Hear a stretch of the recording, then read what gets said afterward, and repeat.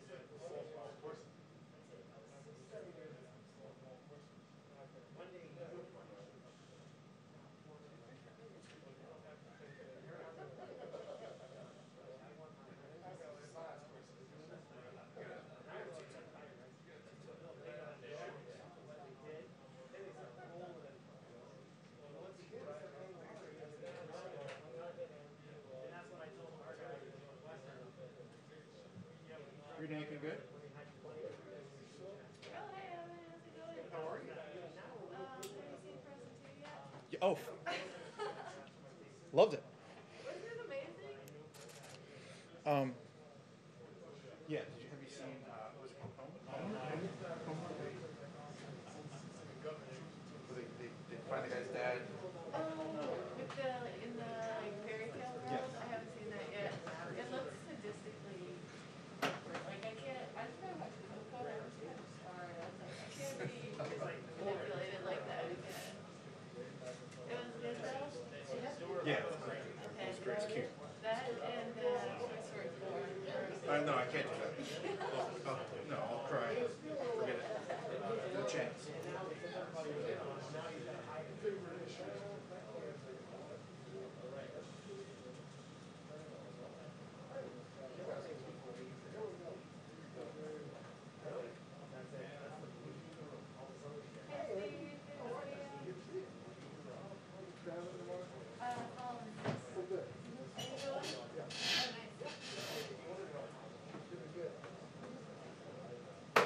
Drew, will you stand there for a second? At the podium? Yeah. Please.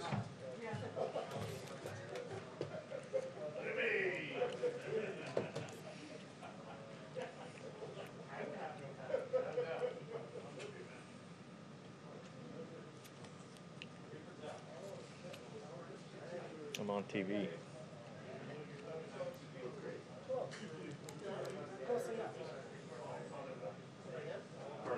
Good?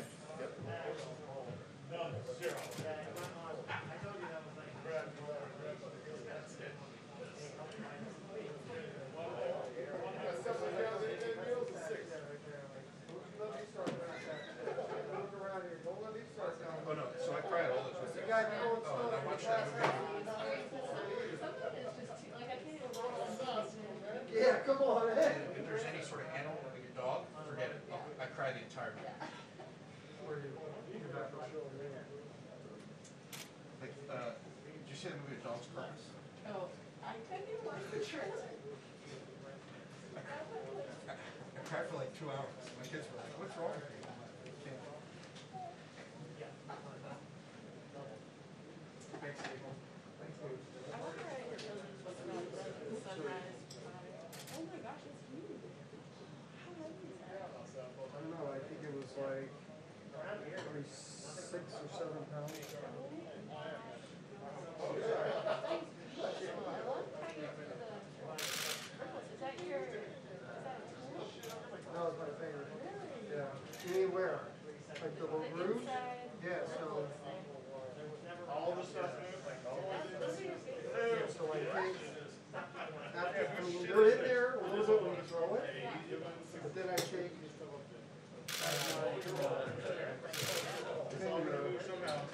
my net and I hold it like this, and I go up like that. Spins. That looks so awesome. What's the slant there like? Is it, so it looks like the mirror goes out? Yeah, so it's more of like a salad bowl. But this has a little more.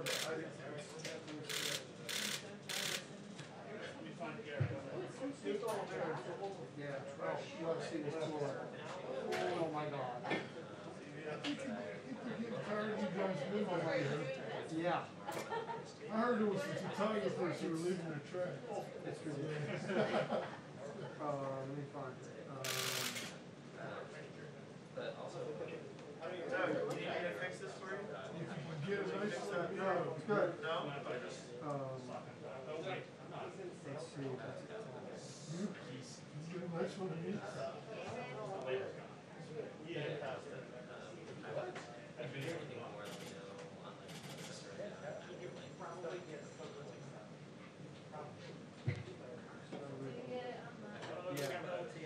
The guy who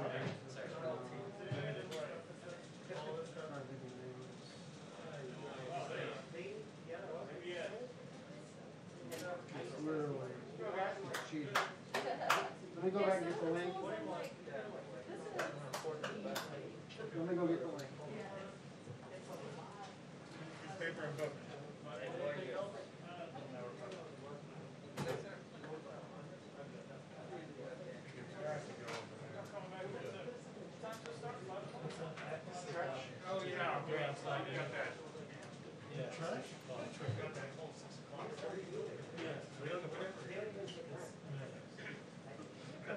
ask you guys to play up. I'm not gonna blame our television colleagues. Well, not like this guy. He just threw us under the bus. It's true, it is. The world is just, there's just nobody looking over helping. When we shoot a wide shot, there's still You may know that there's a true. This is good.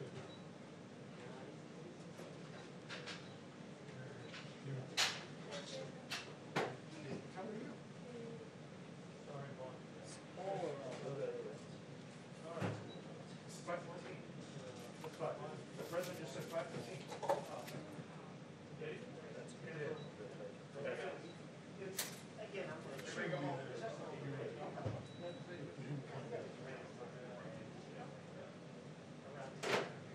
There's nobody to come look there anymore. Let's take care of ourselves, but I guess we have a 3-week period or 2-month period, you know. Kidding me? I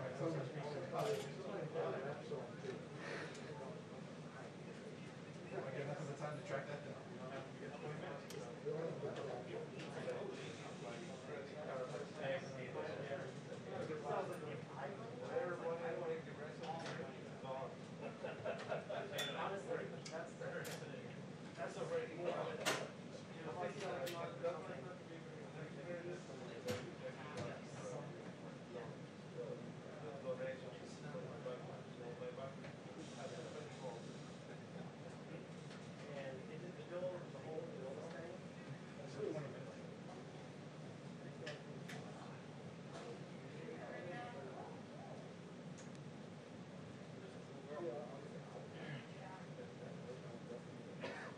So those cameras are sort of blocking the pool.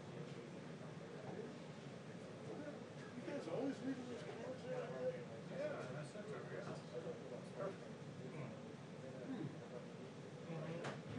not seeing that full check for a second.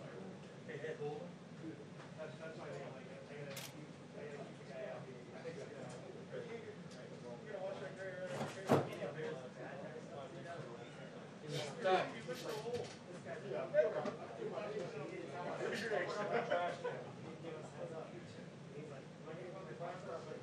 Still playing? Stay there 1 second. 1 second.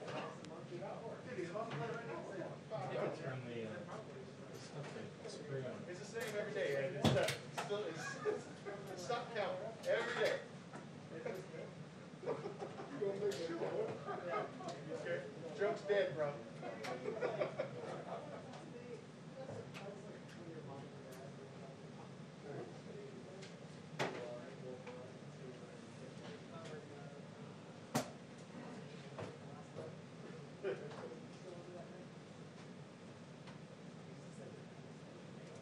Legion too, right?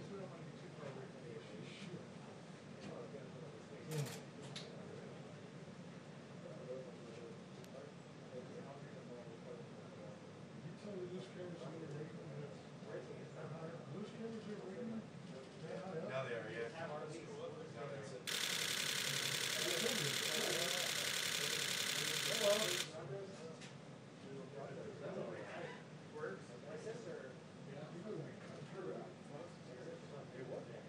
Oh, that camera on his head? Non-stop. Oh, that one? Crazy.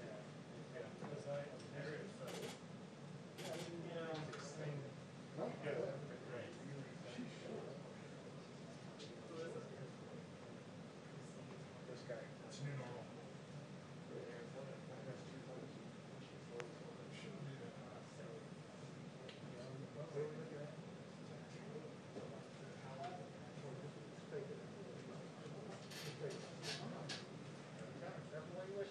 Not mine. I think it's Doug's.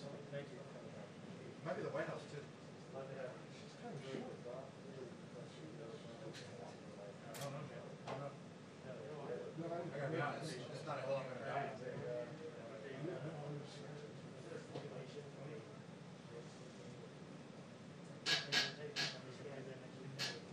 don't want to sit in this one.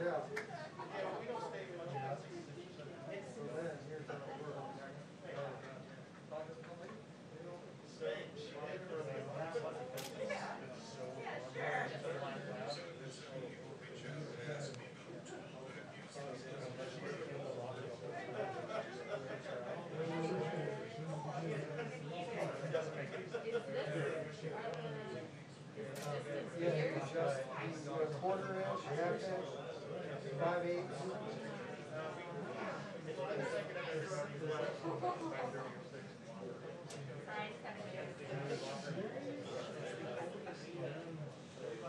He said he would take me over to it. Such a good idea.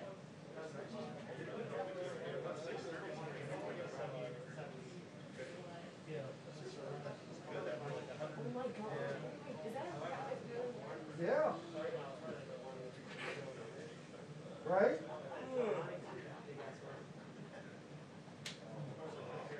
That would have taken me like 20 minutes to do. Without that tool. And it's perfect.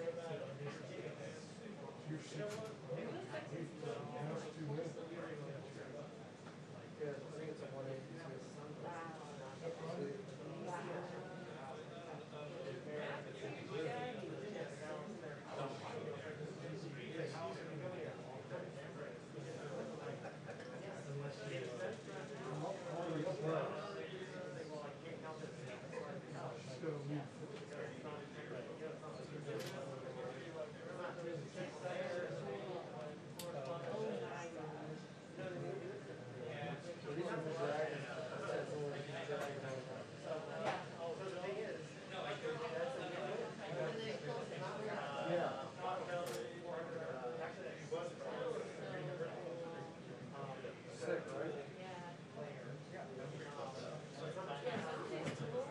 I know.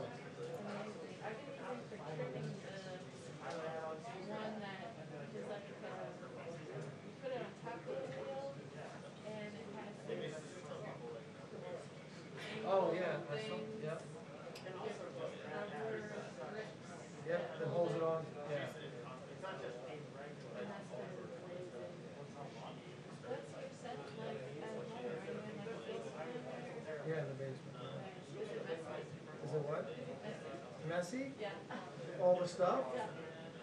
It can, I mean, it can be, I usually have 1 or 2 days of cleanup day. Yeah. So what I have a process of, I'll throw, and before I would have to clean up after every day.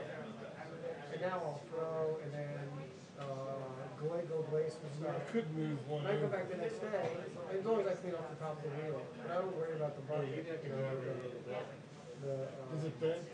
slip, whatever they call it, slip tray. I mean, you're gonna be like this.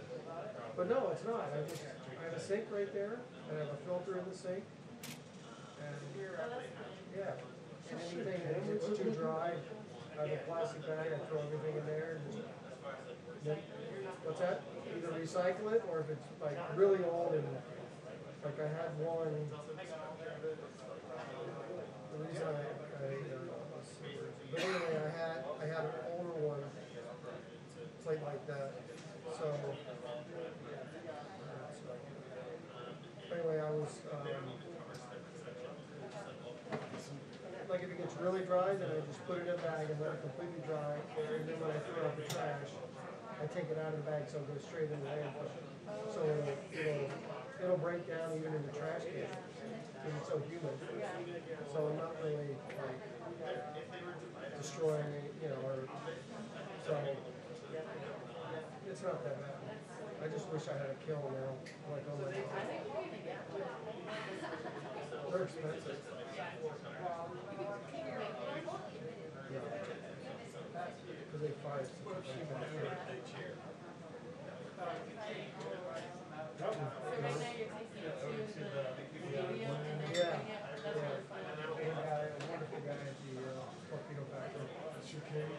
No, mine's not there today. But yeah. I'm getting so white out here. Huh? It's up so high, I gotta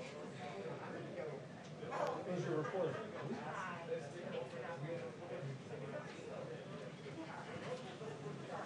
So it's blocking. Again. What's up, Johnny? Breathing the rarefied air of the front row. Let me ask him if he can move it back some. Oh, It's scary. Yeah.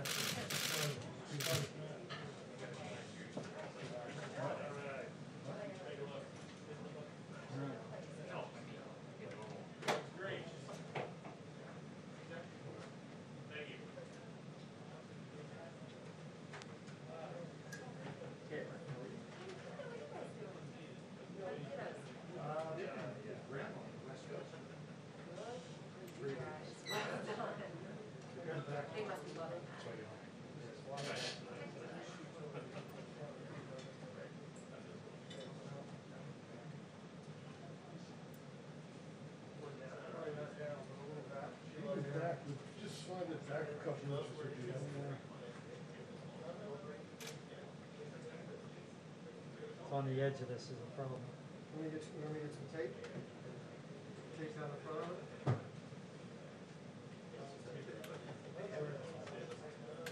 It's all about it, sure. Now I got his lens in my picture. Just pull it back. I don't Let care. me take this, I'll take this off. How's that? Let's sit down.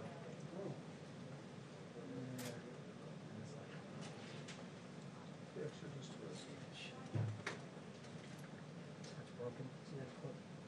Don't worry about it. It's okay, don't worry about it. Keep it on the body.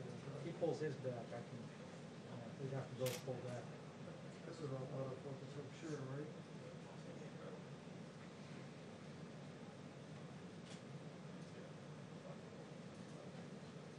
Yeah, here's a It would be better if you just didn't move over one chair. I don't see why. I'm getting this camera in my shot anyway. Is it possible just to move the cool person over one chair? Guess for today, why not? Yeah. Well, just to get everything. Of course.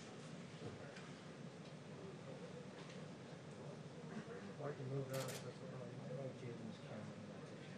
Huh? Just put it back there. You can slide this back a little bit. I can go back this far right here. Without changing anything.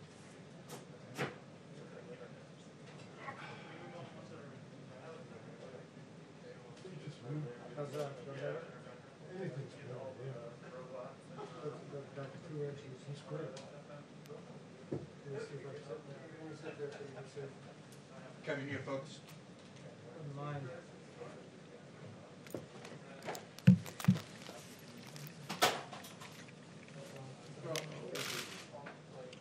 Got it? Good? Hold on. One more.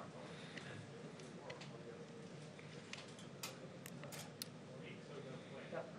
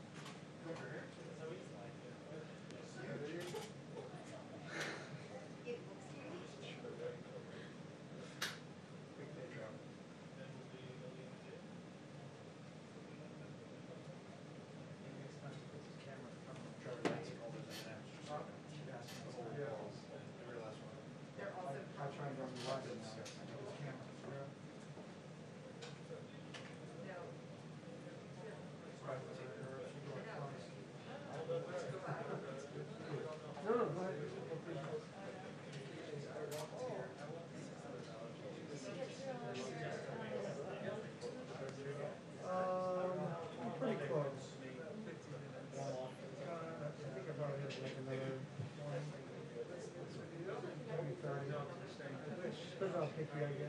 Yes, sir. We do our video. I'm sorry. Smells. They're out. I'm out, sorry, Caitlin. You wanna stay?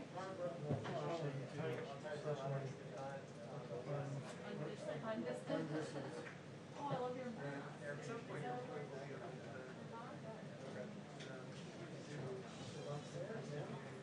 What? I feel like I'm kind of wearing it.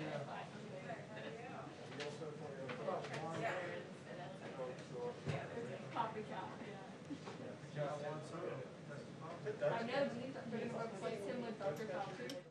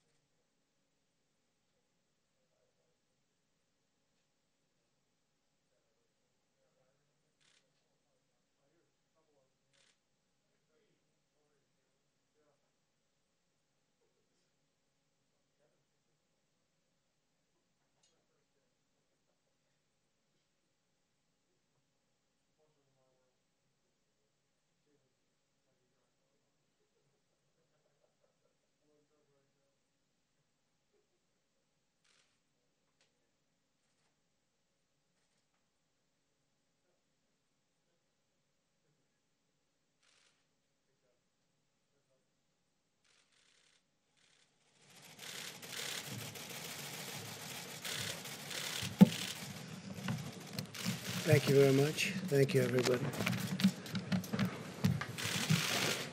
Thank you. We've had a tremendous week uniting the country in our fight against the China virus. I've reminded people of the importance of masks when you can't socially distance in particular. A strong message has been sent out to young people to stop going to crowded bars and other crowded places. Yesterday, we made the amazing announcement for our plans to protect nursing home residents. We're working very hard on that. We're doing very well all over the country. And also about contracting with Pfizer. We made a big, beautiful contract with Pfizer. We think they're very close, but we have a lot of companies that are very close to produce a vaccine. And I wanted to come out again today to share some additional news with you. This afternoon, my political team came to me and laid out our plans for the convention in Jacksonville, Florida. It's a place I love. I love that state. The drawings look absolutely beautiful. I never thought we could have something look so good so fast with everything going on. And everything was going well. A tremendous list of speakers, thousands of people wanting to be there, and I mean, in some cases, desperately be there. They wanted to attend, people making travel arrangements all over the country. They wanted to be there. The pageantry, the signs, the excitement were really, really top of the line. But I looked at my team and I said, the timing for this event is not right. It's just not right with what's happened recently, the flare-up in Florida. To have a big convention, it's not the right time. It's really something that, for me, I have to protect the American people. That's what I've always done. That's what I always will do. That's what I'm about.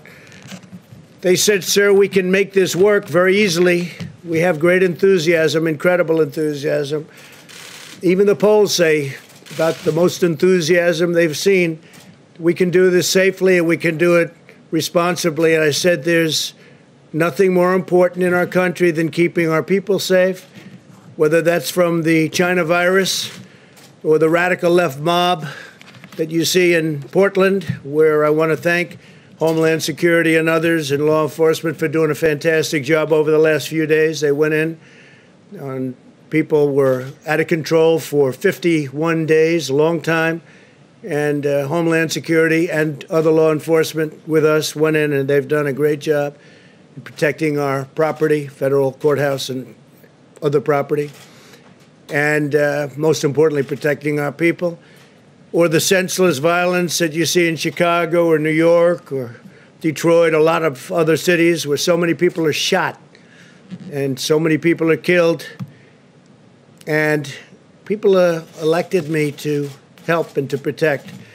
So I told my team it's time to cancel the Jacksonville, Florida component of the GOP convention. Will be starting in North Carolina for the Monday, as has always been planned. We were never taking that off. That's remaining as it is. The delegates are going to get together. That's where they do their nomination.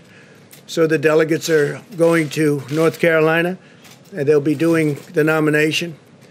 And we're going to do some other things with tele-rallies and online the week that we're discussing, which will be really good. I think we're going to do it well. And I'll still do a convention speech in a different form, but we won't do a big, crowded convention per se. It's just not the right time for that. I care deeply about the people of Florida and everywhere else, frankly, in this country and even in the world, who would be coming into the state, and I don't want to do anything to upset it. They'll be doing very well very shortly. We're going to put some maps up of the country behind me, and you'll see that the area that we're talking about is a hot spot. You'll also see a lot of the country has no problem whatsoever, most of the country, actually. So I'm always going to take care of you, so that's the way we're going to do it. I've spoken to Governor DeSantis and informed other political leaders. I want to thank the Jacksonville community and its great mayor. He's a great guy, really great guy. They wanted it so badly. And all of the other political representatives in Jacksonville and in Florida. and just very special people, a very special group, and they were there for us 100%. Today, I want to provide an update on the actions we're taking to support the safe reopening of America's schools. Parents around the world who have had their children home for the last few months have a greater appreciation for the fact that teachers are essential workers, that they're essential to our children's future. Our goal is to protect our teachers and students from the China virus while ensuring that families with high-risk factors can continue to participate from home. Very important. The American Academy of Pediatrics has released guidance recommending that schools reopen. It said, quote, lengthy time away from school and associated interruption of supportive services often results in a social isolation, making it difficult for schools to identify and address important learning deficits, as well as child and adolescent physical and sexual abuse, substance abuse, depression, and suicidal ideation. This, in turn, places children and adolescents at considerable risk of morbidity and, of some cases, mortality. Beyond the educational impact and social impact of school closures, there's been a substantial impact on food security and physical activity for children and for families. So that's very important, and there's a highway, it goes both ways. The National Education Association recently stated, despite the momentous efforts of educators during the pandemic, online learning has never been an effective replacement for in-person learning and support. Being at the school, being on the campus is very, very important. One study estimates that due to school closures last spring, the average student will begin this school year roughly 35% behind in reading compared to the typical year, and more than 50% behind in math. That's a big statement. According to McKinsey & Company, learning loss will probably be greatest among low-income Black and Hispanic students. They're the ones that are hit the hardest. We don't want that happening. 30 million American students rely on schools for free and reduced meals. Over 70% of the students who receive mental health services do so through their schools. According to HHS, 1 in 5 reports allegedly having to do with child abuse. They have neglect, and these are neglect and neglected cases are submitted by education personnel. So people in the education world on the premises will be the ones that report neglect and other problems when they see the children. They know if they've been neglected, they know if they've been hurt or harmed in any way, whether it's at home or someplace else, but they see this at school. You don't get to see that if you're not going to school. It's a big thing. Fortunately, the data shows that children are lower risk from the China virus very substantially. When children do contact the virus, they often have only very mild symptoms or none at all. And medical complications are exceedingly rare. Those that do face complications often have underlying medical conditions. 99% of all China virus hospitalizations are adults, and 99.96% of all fatalities are adults. That means that children are a tiny percentage, less than 1%, and even a small percentage of 1%. In a typical year, the flu results in more deaths of those under 18 in the United States than have been lost thus far to the coronavirus. Many different names, many different names. The life of every child is sacred and must be protected.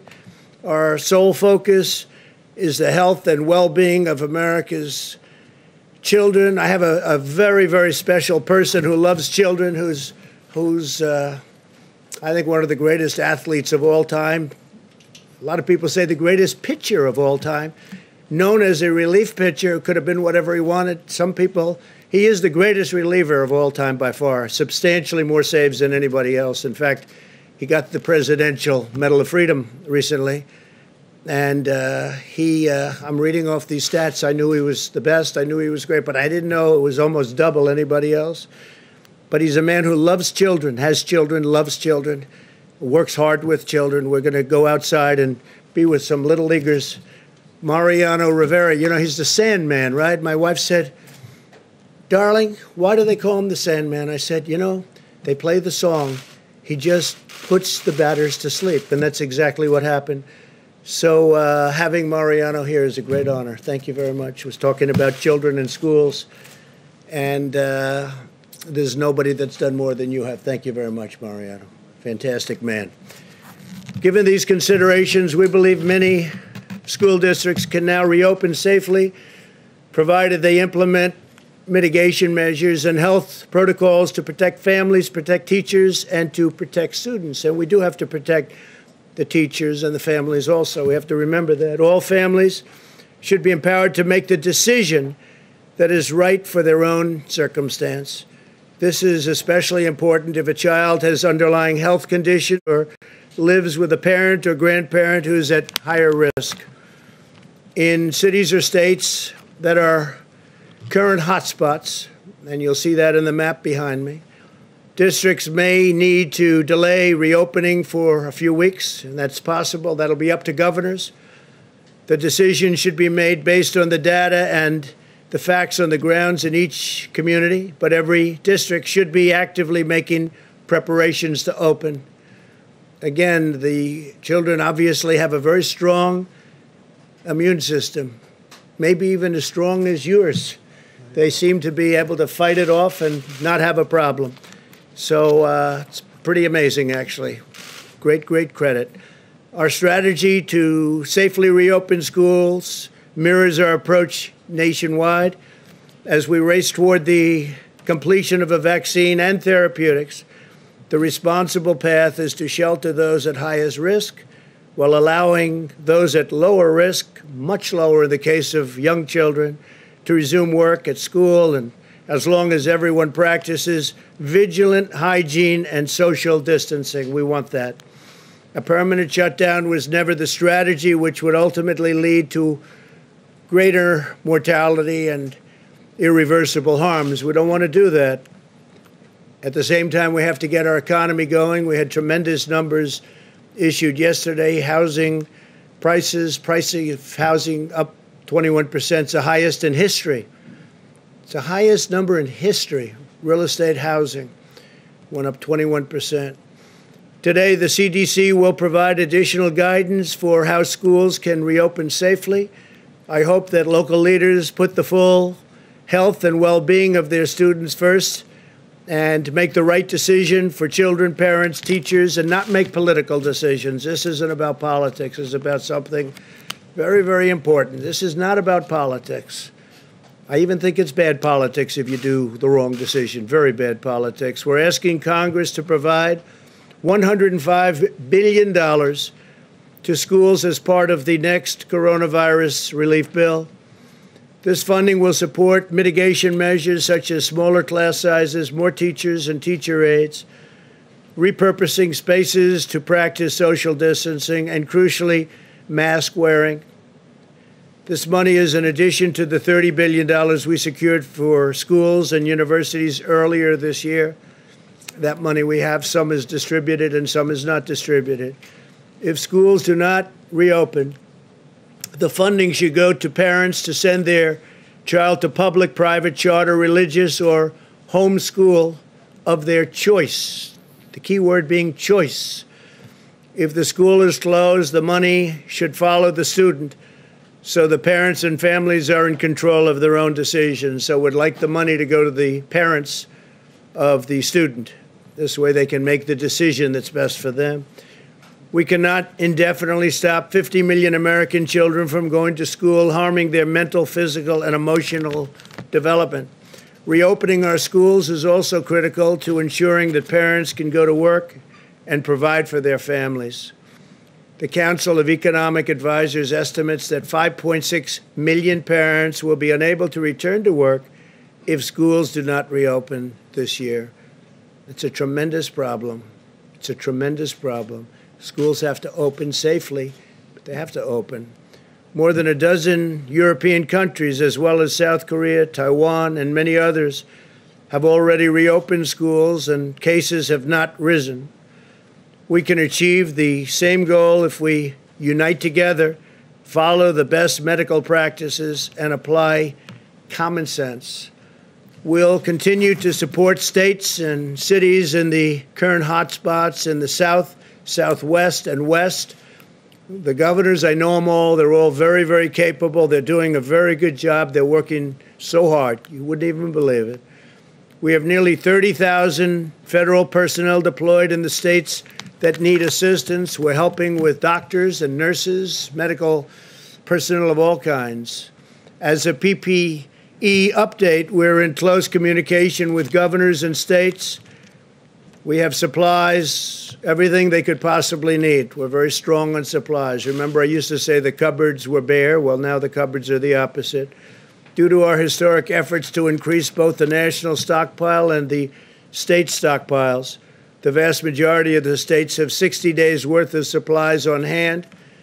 And most importantly, they have ventilators, because the ventilators are very, very hard to come by, at least in the past. Now we're making thousands of ventilators a month and supplying them in many cases to other countries. For states that are making requests, we're rapidly delivering. In the last 24 hours, FEMA has deployed more than 1.5 million masks upon request, 1.7 million gowns, and 600,000, well, let me change that. We've created about 600,000 different supplies. We have 600 ventilators to Arizona, North Carolina, Pennsylvania, Colorado, Idaho, and Washington. I think the number is 600. We'll go check that, and we'll give it to you in a little while. But we've got a stockpile of thousands of ventilators. I think we've sent out about 600 just recently. The United States has now conducted more than 51 million tests, which is more than any other country in the world by far. Roughly half of the tests are either the rapid point of care tests, which frankly solves a lot of problem and delay, 5 to 15 minutes instead of waiting for service both ways in both directions and then at the lab. But roughly half of them now, which is a tremendous increase, are 5 to 15-minute tests or tests done in a hospital where you get the results back in less than a day, in some cases immediately. We're continuing to surge testing to current hotspots such as Miami and Phoenix to detect those with the virus and take steps to stop from spreading it further. This is a copy of the map, and this is, you have it right behind me. That's really very much indicating where the problems are. You see from that, it's in great shape, lots of it. The Northeast has become very clean. The country is in very good shape, other than if you look south and west, some problems. That'll all work out. On therapies, we've worked with Florida to ensure that over 40,000 vials of remdesivir are arriving this week. It's a lot. That's a lot. They're working round the clock to make it. It's had a tremendous impact. We've also shipped thousands of vials to Arizona, California, and Texas over the past 2 weeks. Arizona's doing very well. It's heading down. The numbers are heading down, I think, very quickly. Governor's done a great job. They've all done a great job. They've all done a great job, working hard. We'll continue to monitor the areas rising and with respect to cases, and we ask all Americans to exercise vigilance, practice social distancing, wear a mask, do whatever is necessary so we get rid of this horrible situation, this horrible disease that was sent to us by China. It should not have been sent. They should have stopped it. They could have stopped it. They didn't. And the entire world has gotten infected. And a lot of countries are going through a lot right now. This morning I spoke with President Putin of Russia, and they're going through a very hard time with this, in Moscow in particular. I spoke to the Crown Prince, Saudi Arabia. They're doing well, but they're going through a lot. Everybody's going through a lot. Yesterday I spoke to the heads of 4 different countries. All 4 are going through a lot, going through a hard time. This could have been stopped. It could have been stopped quickly and easily, but for some reason it wasn't. And we'll figure out what that reason was. So with that, if you have any questions, please. On the convention, were you simply not convinced that you could keep people safe at the convention? I just felt it was wrong, Steve, to have people going to what turned out to be a hot spot. You know, when we chose it, it was not at all hot. It was free. And all of a sudden, it happened quickly. It happens quickly, and it goes away, and it goes away quickly. The key is we wanted to go away without a lot of death, without a lot of problems, and we're learning so much about the disease. That's why we're very cognizant of nursing homes. We're watching them very carefully, and people over a certain age, and especially people over a certain age with diabetes or heart disease in particular, but with a problem. So we didn't want to take any chances. So we had a lot of people. We have the delegates want to be there. We're going to do a fairly reasonably quick meeting in North Carolina. The nomination will be produced, and then we'll announce what we're doing, how we're doing it, whether it's something that's done online, I guess you could call it online. So there could be nothing like our last convention. Unfortunately, that was a great convention and in a great place, as you know. We had a great time in Cleveland, but it's a different world, and it will be for a little while. We want to get the world back to what it was, and I think we'll have that, including great job numbers, including so many things that are happening so positive. I have to say the stock market is close to records. For NASDAQ, it is a record. It's already exceeded its highest numbers. But we want to get our country back to what it was. So would your acceptance speech be from the White House, and are you worried? We haven't said that yet, Steve. We'll have that.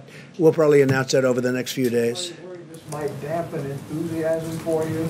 Look, we've done a great job. We built the greatest economy in the world. Nobody close. Not China, not anybody.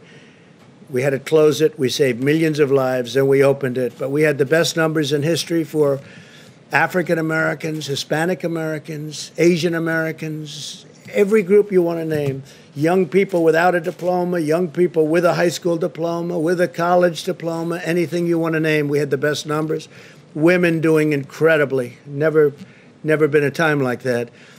And we had to turn it off because of what China did. We had to turn it off.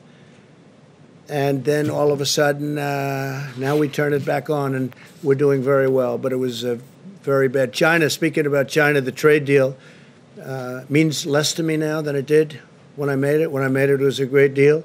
But they're setting records. Yesterday was a record corn day. They purchased more corn than any order ever. And that went on for 2 or 3 days, and soybeans and all. But it just means much less to me. Can you understand that? Just means much less to me. Please, go ahead. What was the one thing, if there was one thing that changed your mind about the convention, and did Florida officials ask you to cancel it? No, they didn't. We're dealing with them, but they didn't. I would just say safety.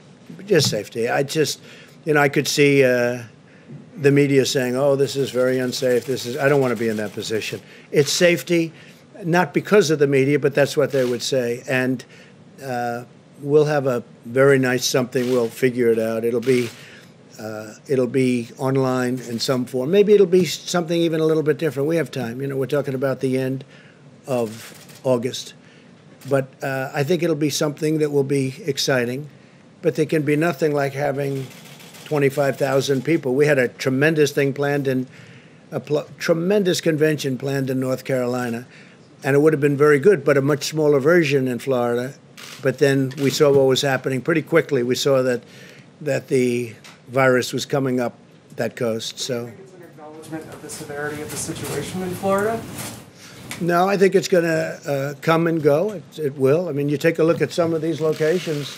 We're heavily infected. I mean, to a point where Deborah and I were talking that, you know, when you look at what happened in New York and what happened in New Jersey and other places, and now you're looking and it's gone. Hope it stays gone. I think it will. But we have to be vigilant. We have to be careful, and we also have to set an example. I think setting the example is very important. It's hard for us to say we're going to have a lot of people packed in a room and then other people shouldn't do it. Don't forget, we're talking about schools, and we want them to be vigilant, and we're saying open, and then we're saying, here you have a big room. But I also, if you notice, I said where bars are crowded, where other things are crowded. Well, there's nothing more crowded than a convention. A convention, I mean, you've seen them. And even though you try and keep people away from each other, it's just not that kind of a thing. They probably can't do that. It just doesn't work for them. So it's a very hard. So I think we're setting an example by doing it. It's very important. Yeah, John. Mr. President, if I could come back to school openings. You talked about money that Congress is looking at to help schools who want to reopen. If a school wants to reopen but is concerned about testing, would you consider directing some of that money toward testing for either a school district or even individual schools, if that's what it took to open the schools? Yeah, I think so. I mean, a lot of people feel differently about testing. We talk about it a lot. When we have 50 million tests plus, and we broke the 50 million test mark. Second in the world is India, which has 1.4 billion people, and they had 12 million tests. And other countries that are very big had 2 million tests. And some countries essentially only test if you're sick and walk into a hospital or walk into a doctor's office, or you're literally really sick. They essentially don't do tests unless you're sick. And I understand that too. So, yeah, if they feel that that's what they want, that would be fine. You would tell Congress, you would encourage Congress to pay for testing for school districts? I would if they want. Again, we've done 50 million tests. There's nobody even close in the whole world. You look at our mortality rate, you look at our death rate, you look at different statistics, we're doing very well.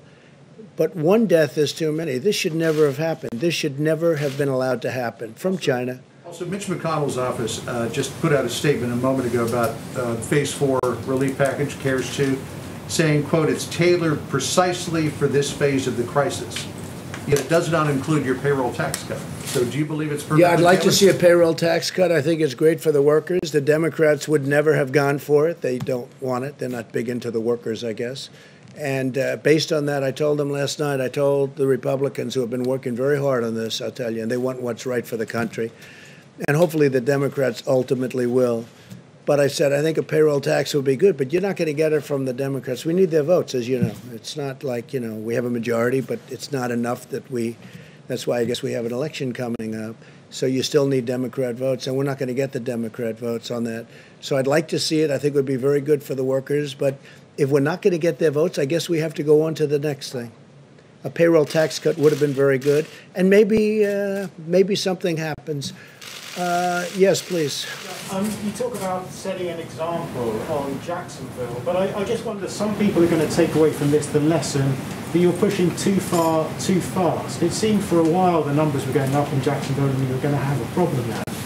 This comes up at a time you're pushing for schools to reopen. We have the opening of the Major League Baseball season. Isn't the example of Jacksonville that we're pushing too fast?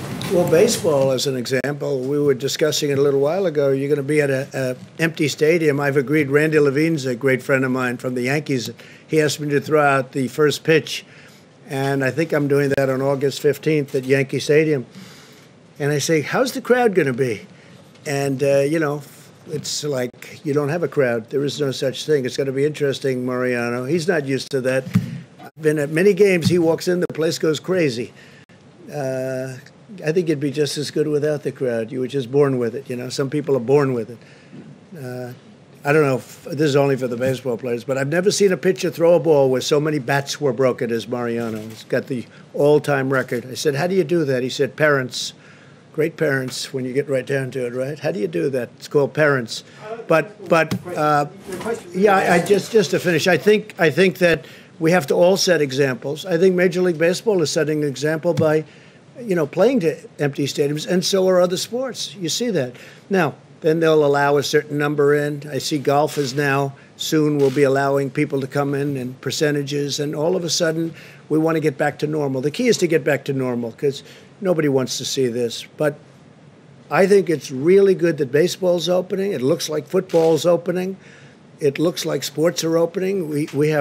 It's a tremendous thing psychologically for our country, and we're all with it. We're going to see right now some beautiful young little leaguers outside with a great future ahead of them. They're already practicing on the front lawn of the White House, and we're going to go out and say hello to them, and it'll be really great. Okay, how about one more? Yeah, please, go ahead. President Trump, the Washington Post earlier today reported that one thing holding up the GOP coronavirus bill is the White House asking that it include language regarding the FBI building in downtown Washington, D.C. Is that true? I don't know that they're putting it in this bill, but I know they want to have a new FBI building. This one is very old, and it's really was never built to a very high standard, as you probably have heard, and it's got a lot of danger involved, and panels falling off the outside and pieces of concrete falling off the building. And they want to build it at the site that they have it. They had options very far away from Washington. And I said to them, frankly, you have to be near the Justice Department. There's nothing better than the site. The site they have now is better. But they were looking at sites in Maryland and Virginia and different places. But they would have been too far away. So I have been encouraging them to build it, and if you have a choice. You can renovate the existing building, but it's not a good building, or you could take it down and build a great building for the FBI for 100 years and have it be incredible, even with tracks on top. They're talking about, we have, because FBI people like to work out a lot, and you could have literally quarter-mile tracks on top. It's a very big site, very wide site. So I think the best idea would be to build a new building, and that way you have it for a long time. Renovation can never be as good as a new building in that case. I know they're talking about it, whether or not they put it in this bill or someplace else, but the FBI needs a new building, and we'll get it done. Thank you all very much. Thank you. Thank you very much.